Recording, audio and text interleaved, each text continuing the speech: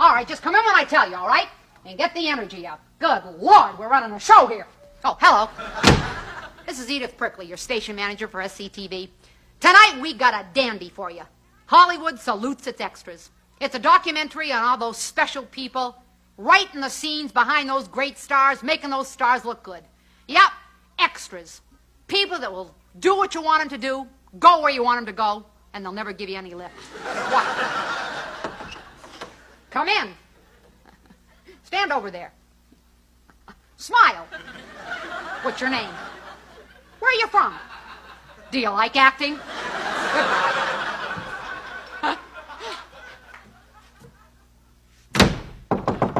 Yeah. Oh, almost forgot. Gotta pay these mothers. They'll give you union trouble. Go back to acting school, will you? So stay tuned. Hollywood salutes its extras. You'll love it. Jake, what the hell? You stood there like a... Funding for this program was supplied by a chub from the Grant Corporation. And now, ladies and gentlemen, an SCTV special presentation. Hollywood salutes its extras. Another in the SCTV series on bad acting in Hollywood. And here's your host, Mr. Kirk Douglas. Hollywood, the place where stars are made. Stars like me! You know, in all the years I've been in motion pictures, I've discovered one thing. It takes more than stars to make a film. That's right. You need more than your directors and your cameramen, too.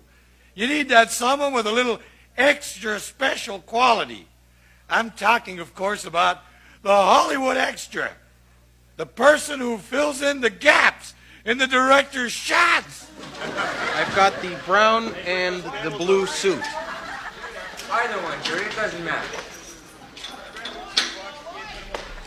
One of the greatest experiences I've had as a Hollywood extra was working with Elizabeth Taylor and Richard Burton on the set of Cleopatra. It was particularly challenging to me as an actor because I got to play about 10 different parts. I was an Egyptian foot soldier, a Roman sailor, a poor person in one of the many street scenes, but aside from that, it was an exciting flick to work on. Dick and Liz were starting a torrid love affair, but more importantly, we got in a lot of overtime. Some of those battle scenes were so long and involved that most of the shoot we were making time and a half, and for about a week straight, we were making double time and a half, not even to mention meal penalties. As a Hollywood star, one of the most eventful things would be to go to work early in the morning, look out the tinted glass of my chauffeured limousine at the hundreds of extras being herded around like cattle, and play a little game. I'd see how close I could get to them without acknowledging their presence. All right, monkeys number 1 to 500. Take a break. Back in 5. Yeah, that felt good. I was hot that time. Listen, would you mind staying over a little bit to the left, though? He said, short monkeys up front, and I was flawed. Talk to you later. Oh. Is this on? Seriously. One of the joys about being an extra in this industry of ours, aside from honing your craft, is working side by side with the stars. I'll never forget the time I was working with Cary Grant, Sophia Loren, and Frank Sinatra on the film The Pride and the Passion. I was one of the few extras who spoke English, and I desperately wanted a chance to sit down and chew the fat with either Cary or Sophie. Sophia, as you probably know her. Frank had a reputation even back then, and I must admit he was a little intimidating. Well, both Cary and Sophie, I found out, are very shy people, extremely shy. Whenever one of us extras went up to talk to them, they backed right off and hid in their Winnebago. But during one of the breaks, as I was standing by one of the coffee machines, I noticed Frank walking towards me. He put his hand on my shoulder, brushed me aside, and said, "Do you mind? Do you mind?" He poured himself a cup of coffee and walked away. I'll never forget that. Do you mind? I love this business. Come on! We've got a movie to shoot. You're beautiful. Hollywood salutes its extras. We'll be right back. Watch for White Man, Black Girl this Thursday at 9 on SCTV. Next Thursday, Black Woman, White Boy. Then Black Man, Black Boy, White Girl the Thursday after that. Then Black Woman, White Butler, Chinese Kid Thursday at 9. And then Black Woman, White Man, White Boy, Black Girl on a 5-hour Love Boat special. All on Thursdays at 9 on SCTV. And now, we take a look at the people behind the extras, behind the movies. The Hollywood Investor. And I'm saying you won't get a plug nickel from me unless I see some skin. What you got here is a love story, but we need some sex. So get back to me.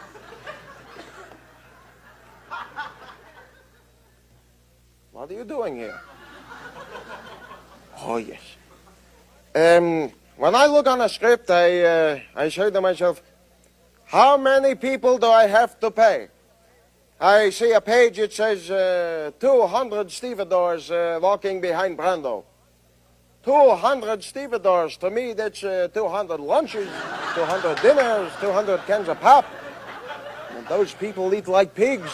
Actors, they go back 2, 3 helpings sometimes. But when you need them, you need them. I remember once I was on the set of Patton with C. Scott. Poor man, sounds like a bus.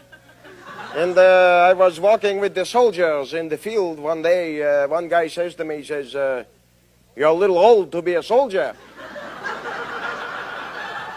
He didn't know who I was. So I says to him, I says, so where are you from? He says, San Francisco. I said, San Francisco? So how did you came? You drove and did you flew? Actors, they're nice people once you get to know them.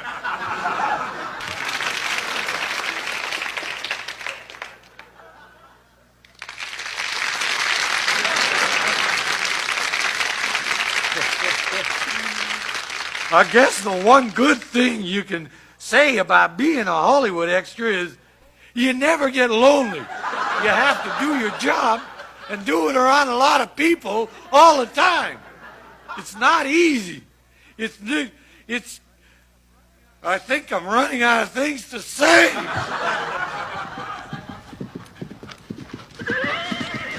Which way did they go? Okay, cut. No, I wasn't posing for the Sistine Chapel. That's called special business. It's a specific direction given by the director himself. And I'll tell you, it's quite an honor. I'll never forget my first job as a special business extra. It was on a little film I like to call the 10 Commandments. That's right, Cecil B. DeMille. I was doing a scene in the mud pits, and Chuck and I, Chuck Heston, that is, we were slaves kneading the mud into bricks with our feet. Well, you remember that. It's a very famous scene. Well, there was an old slave, a brilliant extra, who was too tired to do the work. So the slave master kills him with a spear. Now, the blood was fake, by the way. As a matter of fact, I was right there when they put it on the guy. Right there. I turned to Chuck. I said, Chuck, do you not think the blood looks fake? Well, Chuck looked at me for the longest time and seemed to agree. Anyway, Cease wanted me to make a move to help the old guy, you know. Not actually touch him or even get close to him. Just make a move as though I was going to help him. Well, you can see how complicated it was getting. Because Cease, being the perfectionist that he was, we had to do that move about 12 times, or 12 takes, as we say. I would turn too much or not enough. And one take I actually lost my balance and fell into the mud. And when it was over, there was no thanks, Miles, or good job, Miles. I did my job, and I think that's what it's all about.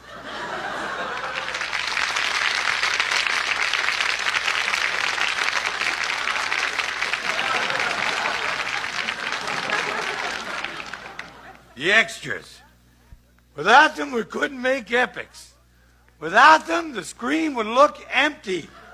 They are the armies, the steel workers, the secretaries.